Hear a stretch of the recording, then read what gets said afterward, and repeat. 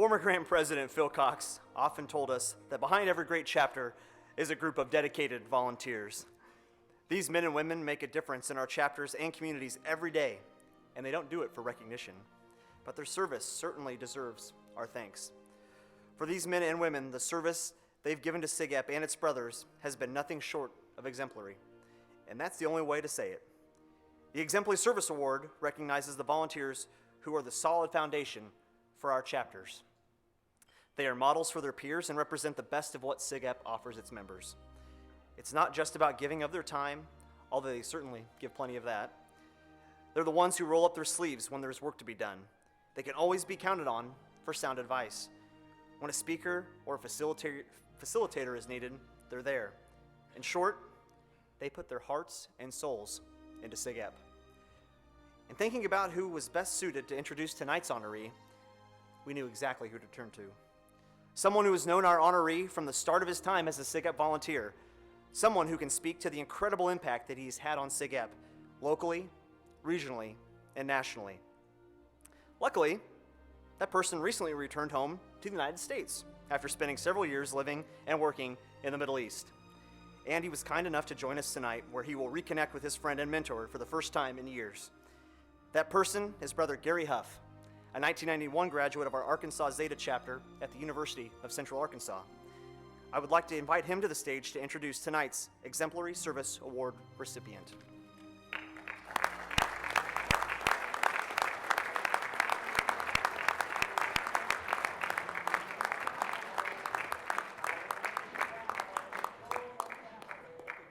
For more than 20 years, Gary has been a source of inspiration, advice, friendship, and leadership. A founding member of the beloved Arkansas Zeta, Gary graduated just a few months after the chapter received its charter. Knowing he helped create something special at Central Arkansas, Gary didn't simply walk away. He joined the AVC. He became the first AVC president who had also been a member of the undergraduate chapter. As the AVC president, he purchased property and built the first and still the finest fraternity house at Central Arkansas. In 2002, Gary responded to Chad Carlson's call for volunteers. Once again, Gary served as the AVC president, and for the last decade, he has served as the AVC treasurer, working tirelessly to ensure financial stability of both the chapter and the AVC. But Gary is more than just a volunteer showing up to a once-a-month meeting. He is engaged with the undergraduates, sharing his love and support to the chapter members while challenging and inspiring them to set ever higher goals. But don't just take it from me. Hey, Dr. Bunn, I just want to say first off, congratulations. I can't think of a single person out there that's more deserving of this than you are. I think I speak on behalf of everyone in the chapter when I say that we wouldn't be where we are today without you. Really just want to thank you for your dedication to SIGEP, but specifically to Arkansas Zeta and all the brothers that have come through there. Man, you've really exemplified the sound mind, sound body, and just really shown us what true brotherhood was. Thank you for pushing us. Thank you for standing beside us. Thank you for allowing us to see that we can be great, that we can succeed, and that we don't have to be a typical frat. Man, this is well deserved for you, and I'm really happy that you've done this. Thanks again for all your dedication and for many more years. You're the man, Bunn. Congrats, my friend. Dr. Bunn, thank you for everything you've done for me and for Arkansas Zeta, and congratulations on your service award. Just wanted to congratulate you on your new award. Definitely well deserved. Your time, your sacrifice, your blood, your sweat, your tears that you've poured into Arkansas Zeta. There's not a single person that's come through there who doesn't appreciate it, who doesn't see it, and who doesn't know that the fact of the matter is, if it wasn't for Gary Bunn, the place wouldn't be what it was. Gary Bunn, what's up, man? It's your favorite ex-chapter president, J-Rob. Hey, man, I just wanted to send a big congratulations to you tonight for winning this award. It is most deserved for all that you've done for Arkansas Zeta. You continuously dedicate your time and your talents and your efforts to the chapter, and you do all that without the expectation of recognition or praise. And so I just appreciate you for what you've done for the chapter. I appreciate you for what you've done for me during my time as a member and serving on exec and serving as chapter president. You developed me as a leader, and you were someone who I could go to for my challenges or my issues I had. And you were always one of the first persons I wanted to go to to share our successes with, because I know how much SIGEP means to you. I can't imagine my college experience without SIGEP, but I really can't imagine Arkansas Zeta without Gary Bunn, Fun Bunn. His guides were so important to so many of our fraternity's accomplishments, but more importantly, his mentorship was so crucial in the lives of so many of our members. I'm honored to call you a friend, and I'm so happy for you and all of your accomplishments and achievements. Arkansas Zeta owes you so much, and it's only because of you that they've had this sustained success throughout the years. You just continually pour your heart and soul into it, and I, among many other SIGEPs and past presidents, owe you so much. So enjoy it tonight, and congrats. On Tuesday, Gary posted on Facebook, Arkansas Zeta reaches 1,000th member milestone. Reaching this mark in under 30 years speaks to the consistency of chapter excellence since our founding. What a great example of high achievement led by Gary. Gary's service to Arkansas Zeta is remarkable, but this is not all he's done for SIGEP. After facilitating an EDGE in Mississippi,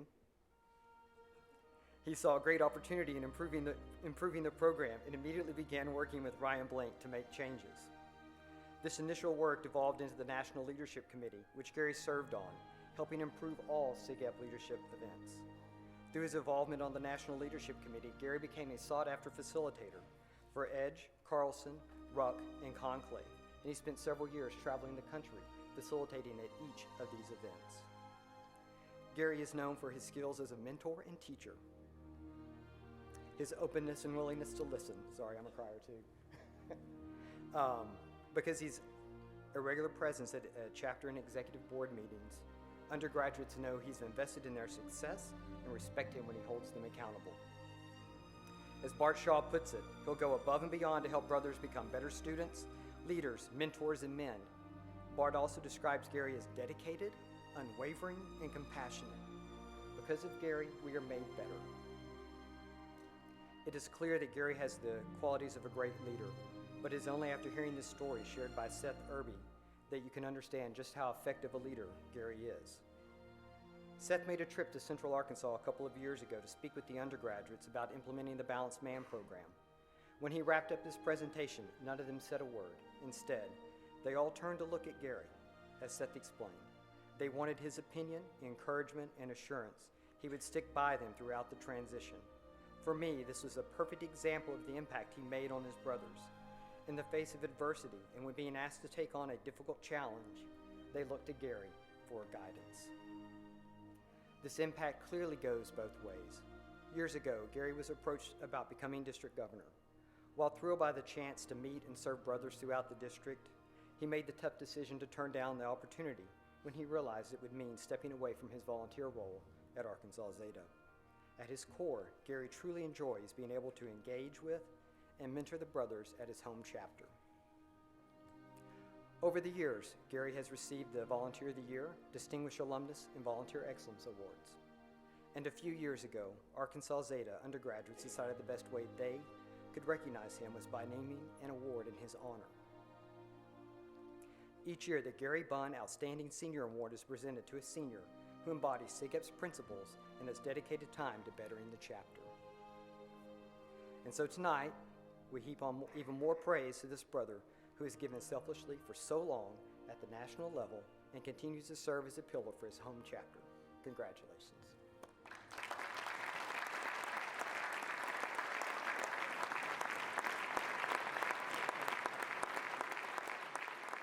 Oh my. Just to go off the script for a second.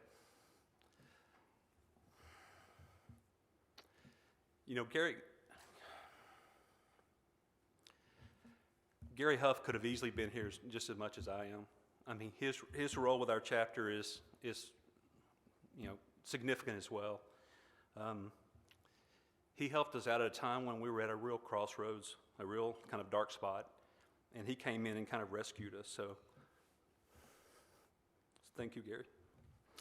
All right, I'll get through this. Getting a chance to read is going to help me out just a little bit here, so here we go. To my brothers, guests, and valued partners in education, I am truly honored to be recognized tonight. In my head right now, I have visions of Wayne and Garth bowing down saying, "He's not worthy." I can think of so many other volunteers across this nation who have inspired me, whose work might better qualify as exemplary service. And I look at the people who have received this award last year and those who are slated to, or have received and slated to receive it this year, and I struggle to put myself among their ranks. I truly am humbled by this recognition and very grateful for those who deemed that I am worthy of such an honor. I will certainly strive to live up to this recognition. So thank you all very much. You've heard that opportunity knocks, but you still have to answer the door. For me, that saying is literally how I got involved in SIGEP. It was 1987. I was an RA in a freshman residence hall at the University of Central Arkansas. There was a knock at my door. I answered that knock, found some of my residents there to complain about a group of people who were using our study lounge for a meeting. We all know study lounges are strictly used for studying, right? So being the enforcer that I was, I marched down to confront these derelicts who had commandeered our sacred study lounge. And it didn't quite turn out the way I had intended. What I found when I entered the room was a group of students talking about starting a new fraternity. They were talking about principles and values, using words like different and virtue. I heard a conversation that did not match my image of fraternity, and I really liked what I heard. So instead of clearing that room, I actually joined the conversations. And as Robert Frost would say, and that has made all the difference. Being a founding member of the Arkansas Zeta chapter of Sigma Phi Epsilon is certainly among my proudest achievements. We were chartered on March 19, 1988, and I was an undergraduate member for exactly 2 months. I graduated that May with 3 others. 3 of us who graduated just months after our founding. 2 of those headed off to graduate school, and I stayed in Conway, Arkansas. As the lone local alumnus of the chapter at this point, you could say it was a natural fit that I would join the alumni board. In fact, you might even say I was the alumni board. There I was, president at 22 years old. I was surrounded by volunteers, though, who had sacrificed their time with their families and who had sacrificed themselves, all to be a part of our lives. And from the very beginning of my volunteer experience, I knew that it was too important for me to move away and to not give back. Those first few years after graduation, seeing the chapter grow and flourish was exciting, and I was proud to be a part of giving to a chapter that had already made such an impact on me. In fact, the giving was so rewarding that I felt an immediate return on any so-called work that I did. I saw men like Hal Griesner and John Stanley giving their time, their energy, their financial resources, all in the name of a fraternity that they loved so much. I respected them immensely and was even envious of their many opportunities to serve. I can tell you that those 2 men shaped my need to give back. My professional life took me away from Conway, Arkansas, and my work with my undergraduate chapter. It took a break around 1991. I became a classroom teacher where, much like my fraternity brothers, I found myself interacting with people who were fighting for a common cause and seeking to shape a better life for themselves and for others. And then there was this class that I was given the privilege to teach. It was outside the regular school day. I was teaching Algebra 1 to 5th graders. Yep, I heard the oohs and ahs. Yeah, you heard me correctly, Algebra 1 to a group of 5th graders. It was quite an experience, and I remember one particular student named Philip. Philip was a somewhat shy 10-year-old who was very bright and usually was one of the first to complete his tests. He would spend this extra time doodling in the margins of his paper, a very creative doodling of 2 cartoon characters he called Chuck and Barry. I loved seeing his work on every test and sensed that he appreciated someone giving him attention over his artwork that he was reluctant to share with others. He actually hid this talent from his classmates for fear of being teased. You know, being an artist at 10 years old is not quite as cool as Little League Baseball or community soccer. Philip continued his artwork for me over the course of the year, and during our class breaks, he would actually scribble quick little pencil-drawn cartoons and give them to me, each of those containing some little witty statement. As the year went on, I assembled quite a collection of Philip's cartoons. Near the end of the year, Philip's daytime teacher told me that Philip was up to something and was being very mysterious. She said that he would seclude himself during his free time and was working on something that he wouldn't share with anybody. She wasn't sure, but she thought this had something to do with me. Of course, I was very curious. On our last night of the class, Philip revealed for me his covert efforts in the form of a full-color version of Chuck and Berry that he called the Sunday edition.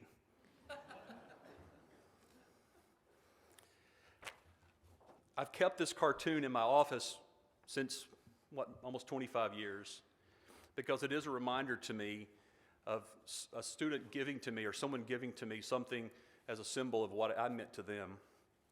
So the cartoon reads, "Say, Chuck, yeah, Bear?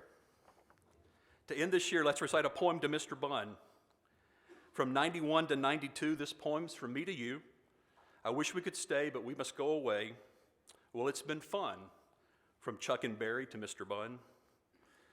And then Chuck says, "Cool, huh?" And Berry responds, "Yeah, but your line was weak." When he gave it to me, he told me that no one had ever thought his Chuck and Berry cartoons were cool like I did. He thanked me for liking his work. You just never know. The idea that giving someone just a little extra attention, valuing their talents without judgment, honoring their strengths, how much that can make a powerful impact. A valuable lesson taught to me by a 10-year-old, and one that I still carry with me today. As a teacher and a mentor, I've always believed in the power of giving. In fact, I firmly believe that the value of our lives are determined by what we give, not what we take. One small gift can yield powerful returns. Giving someone a moment of your time to listen, to lend a hand, or to recognize a person's worth are all virtually effortless, but with potentially immeasurable returns. When I look back on those men who gave so much effort to help start our chapter, I recognize their unselfishness. They only wanted to share with others something that had meant so much to them. They did not do it for themselves, they did it for us. So how could I not honor their efforts with my own lifetime commitment to brotherhood? You might begin to detect that much of what I bring to my role as a volunteer has been shaped by my being an educator. And much of what I brought to my teaching was actually inspired by my fraternity. As a classroom teacher, I hope to model the way for my students. I look for opportunities to give them choices and chances to respect their human value. It wasn't always easy. I actually remember one class period where a student took a girl's hairbrush, spit on it, and threw it in the trash can. So you can pretty much imagine how difficult it was at that time to be respectful. But I took a breath. I offered the student a choice. I told him you can either get the hairbrush, clean it, and return it to its owner, or you can visit with your administrator about your inability to make good decisions in the classroom. Without hesitation, he made his decision. I'm not picking it up. So I said, "You've made your choice," and he left the room. You just never know how people will react. I wasn't deterred, though, because in my heart, I knew that even the toughest of characters deserved respect and belief. I wasn't going to give up on people. Never give up on people. Instead, keep your faith that the good in people will prevail. About a year ago, I traveled to Las Vegas for a professional conference. Not a bad gig, right? I posted my location on Facebook, and soon after, I got a message from a former student of mine. I hadn't talked to Curtis in about 20 years. He was now living in Las Vegas and asked if we could have dinner together. I agreed, but with just a little bit of hesitation. I mean, what kind of conversation would I have with a person who was 18 the last time I talked to him and is now approaching 40 years old? We met for dinner, had a great time reliving stories from his high school days. I learned things about him I did not know. I learned that he was essentially homeless when he was in high school, how he'd moved in with one of his friends. I learned that he struggled with drug abuse after high school and had spent several years in prison. He had turned his life around, now had a successful career, and had beaten his addiction to drugs some years ago. Then he asked me a question that kind of caught me off guard. he asked, "Mr. Bunn, do you remember the hairbrush?" And I thought and said, "The one that got spit on and thrown in the trash?" He said, "Yes, sir, that one." It was me. I spit on that hairbrush. I had truly forgotten that he was the one. And he went on to say, "And I've regretted my choice for many years. You were one of the people who believed in me. You gave me a choice, and I chose the wrong one. I wanted to see you tonight so I could tell you I know I made the wrong choice." 20 years after the event had happened. Never give up on people. Keep giving even when you don't feel like you're making a difference, because you just never know. When Gary Huff called me some years ago to ask again if I wanted to volunteer with my fraternity, I did not hesitate.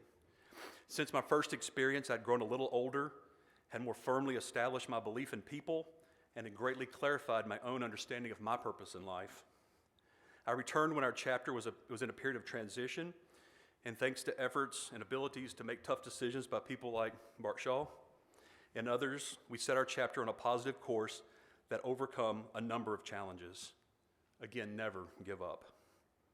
When given the chance, the people who step up to take the lead know that someone believes in them, always seem to figure out the right things to do and then to make them happen.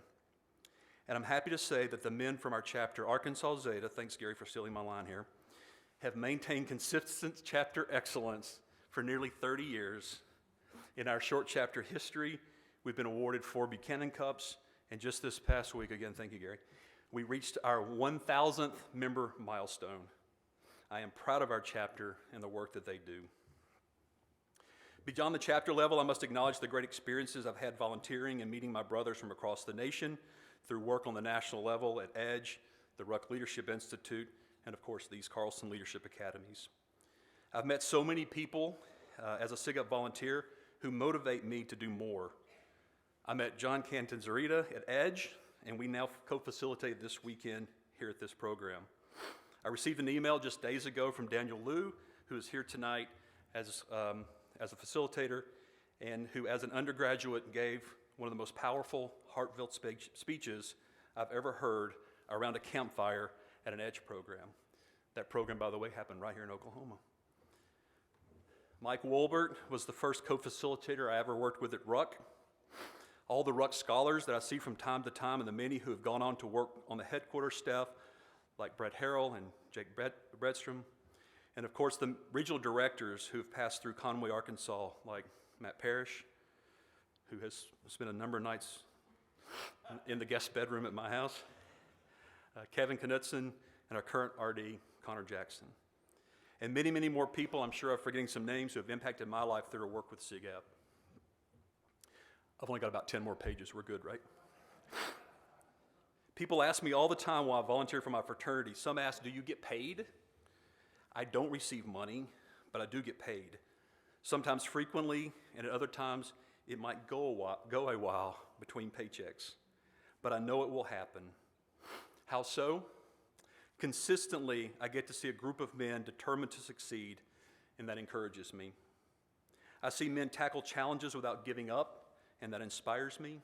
I watch defeat become important life lessons, and that reassures me that everything is going to be okay. I get to be a part of life stories of so many people, and that enriches me. I must say that being a SIGUP volunteer is a responsibility I take very seriously, and sometimes I find it to be a very difficult job. I suspect many of my volunteers in the room tonight can relate to this final thought. I struggle daily to apply just enough influence to motivate and support without interfering with the chapter's need to have its own experiences and shape its own future. I struggle daily to offer my help and resources without communicating to you that I think you are incapable. I struggle daily to be the keeper of the history, to share with you the lessons learned from those who battled before you without saying it's always been this way or it can't be some other way. I want to be a valued resource, your valued partner, in ensuring chapter excellence and by being a positive addition to your lives. So to my own chapter members who are enjoying this wonderful reserve table here, I say a big thank you to you for tolerating me, and I recognize all that you do and appreciate you very much. So I'll leave you with my thought. Always give more than you take. Never give up on people. And again, I thank you so very much for this unbelievable, unexpected honor. Thank you.